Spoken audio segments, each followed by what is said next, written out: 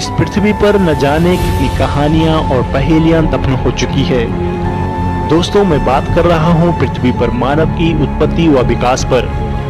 एक वैज्ञानिक शोध के मुताबिक धरती पर सबसे पहले मानव जैसे लोग आज से लगभग 53 लाख वर्ष पूर्व प्रकट हुए थे।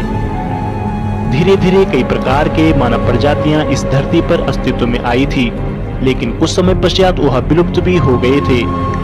आज का मानव होमो सैपियंस लगभग 2 लाख वर्ष पूर्व इस धरती पर अस्तित्व में आए थे। मानव जीवन के इस लंबे विकास क्रम के दौर में मनुष्य पेड़ों और जड़ें खाकर अथवा शिकार करके अपना पेट पालता रहा।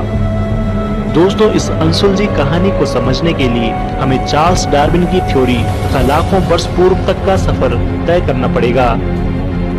इससे पहले वीडियो में हमने आपके साथ आदि मानव कैसे गुफाओं में रहते थे तथा जंगली जानवरों से अपना कैसे बचाव किया करते थे आदि की जानकारी साझा की थी।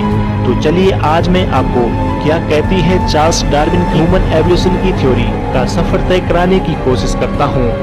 तो मैं उम्मीद करता हूँ कि आप भी इस सफर के लिए तैयार हो गए होंगे। तो बने रहिए हमारे इस वीडियो के अंत तक। पहले विद्वानों को 19वीं शताब्दी तक के पूर्व इतिहास काल के बारे में बहुत कम जानकारी थी, परंतु विद्वानों ने उन स्थानों पर खुदाई की जहां पर किसी समय मनुष्य के रहने की संभावना समझी जाती थी। इन खुदाइयों में पुराने बर्तन तथा प्राचीन काल के मनुष्यों तथा जानवरों की हड्डियां प्राप्त हुई थी। इन वस्तुओं से मिली जानकारी के आधार पर विद्वानों ने इस बात पर प्रकाश डाला है कि पूर्व ऐतिहासिक काल में मनुष्य कैसे जीवन व्यतीत करता था।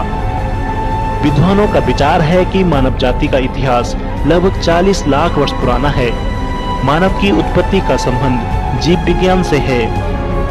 विकास का क्रमबद्ध व्याख्या करने का श्रेय चार्ल्स डार्विन को जाता है। विकास के बारे में उनका सिद्धांत आधुनिक विचारधारा का आधार बना।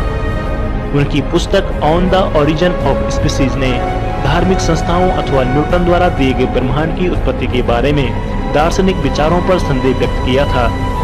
न्यूटन के निश्चित तथा स्थायी वर्गों के स्थान पर डार्विन ने जीवों के विकास के लिए परिवर्तन तथा संयोग के स्थिर सिद्धांत को प्रस्तुत किया था। डार्विन ने तथ्यों को एकत्रित करके यह सिद्ध करने का प्रयास किया था जीवित पेड़ पौधे, मनुष्य तथा जानवर सभी प्राणी प्राथमिक रूप से विकसित हुए थे। जीवित वस्तुएं वातावरण के प्रभावाधीन अपना अस्तित्व बनाए रखने के लिए जो संघर्ष करती है, उसमें उन्हीं को सफलता मिलती है जो पूर्णतः स्वयं को वातावरण के अनुसार ढाल सके। डार्विन ने जीव विकास की विधिवत व्याख्या की है। उसके अनुसार मनुष्य विकास क्रिया का